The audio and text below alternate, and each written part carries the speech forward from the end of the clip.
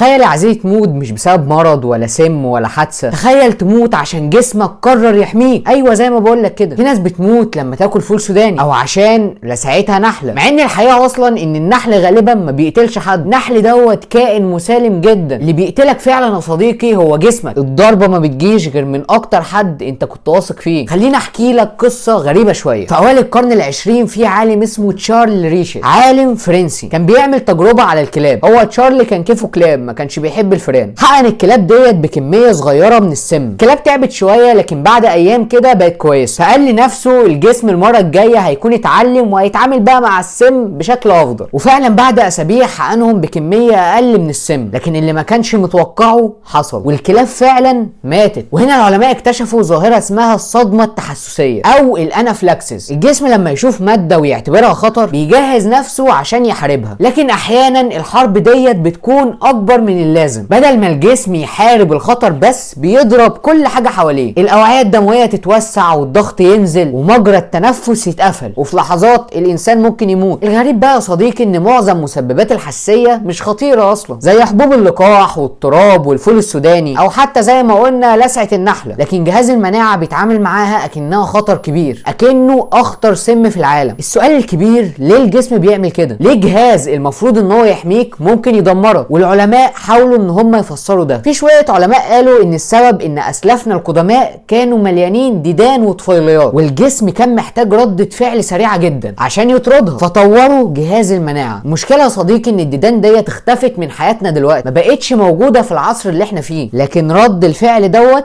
لسه موجود. وده بيودينا لنظريه مشهوره في علم المناعه اسمها فرضيه النظافه. فكره ببساطه ان كل ما حياتنا بقت انضف واقل جراثيم، كل ما جهاز المناعه بقى فاضي ومش لاقي حاجه يحاربها، فبقى يحارب حاجات عاديه جدا. عشان كده تلاقي حاجه عجيبه، ان الدول الغنيه عندها اعلى معدلات الحساسيه، وفي بعض الدول نسبه الحساسيه بتتضاعف خلال سنين قليله. كأن جهازك المناعي بيقول انا لازم احارب حاجه، ما ينفعش تسيبوني كده قاعد فاضي حتى لو كانت الحاجه ديت فول سوداني. لكن الغريب يا صديقي ان كلمه الحساسيه ديت مش موجوده بس في الطب. في نوع تاني من الحساسيه اسمها الحساسيه النفسيه. في ناس بتتاثر باي كلمه او اي موقف، والمجتمع احيانا بيقول عنهم حساسيه زايده، لكن العلم بيقول حاجه تانية. الدكتوره إليان أرون وصفت فئه من البشر باسم الهاي سنسيتيف بيبول. الناس دول دماغهم بيعالج المعلومات بشكل اكبر، بيسمعوا تفاصيل اكتر، بيلاحظوا اشارات اكتر، وبيحسوا بالمشاعر بشكل اقوى. اللي الناس بتشوفه ضعف ممكن يكون قوه. كتير من الفنانين والكتاب والموسيقيين كانوا اشخاص شديدي الحساسيه لانهم شايفين العالم بشكل اعمق. الحقيقه يا صديقي ان البشر مش متشابهين. في ناس زي نبات الهندباء بينمو في اي مكان، وفي ناس زي زهره الاوركيد بيحتاجوا عنايه اكبر، لكن لما بتظهر بتبقى اجمل بكتير. فالمره الجايه لما تحس ان انت عندك حساسيه زياده، افتكر ان ديت ممكن تبقى طريقتك الخاصه انك تشوف العالم. وانا يوسف علاء، وده كان موضوع على الماشي.